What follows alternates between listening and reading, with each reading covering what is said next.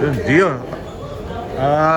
Game 1, back in the finals. Pakiramdam. Yun na sobrang excited. So back to back to rookie year. So excited ulit. So syempre, game 1, ito yung pinaka-crucial sa nung simula nung nakapasok ko ng finals, ito yung pinaka-crucial talaga, game 1. So let's see kung ano mangyayari mamaya.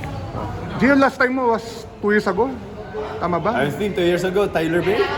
Tama. Oh, yeah. San Miguel din San Miguel Kalaban. So, parang matagal na.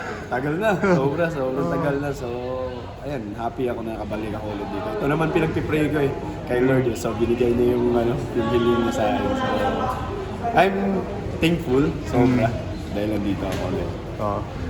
Going to this finals, yung experience mo playing sa mga dating finals, ganun makakatulong yun sa team mo ngayon, TNT? Siguro, masasabi ko lang for me, to myself, ilang beses tayo na ako nakapahinal. Siguro 5. Ito yung pang-anim ko. So, yung experience, nandun na yung sa crowd.